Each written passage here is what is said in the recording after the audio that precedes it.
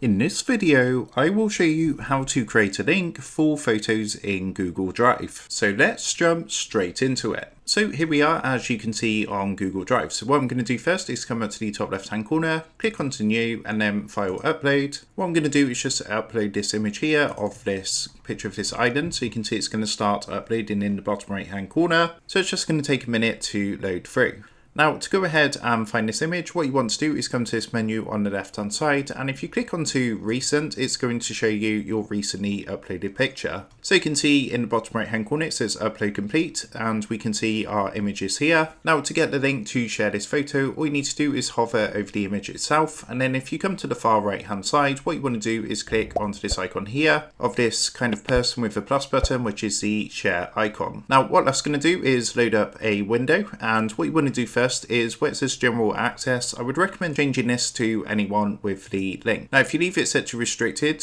people can still view the file, but when they actually click onto the file, you're going to have to accept the permission by going into your email, and basically an email is going to be sent where you're going to have to confirm permission every time. So if you just go ahead and set it to anyone with the link, then they can simply click onto the Google Drive link and you won't have to do that every time. Now, once you've done that, what you want to do is come down and click onto the copy link button down here. As you can see, it says link copied. Then what we can do is go ahead and paste this. So what I'm going to do is open up a new tab, paste this into the web address bar, and if we press enter like so, you're going to see that's going to take us directly to this image, this photo. So that is how to create a link for photos in Google Drive. With that being said, I hope this quick tutorial did help you out today. And if this did help you out, I would really appreciate it if you was to consider dropping down below the video, leaving a like, and also subscribing to the channel. With that being said, I just want to take a minute to thank you guys for watching this quick tutorial, and I will see you in the next video.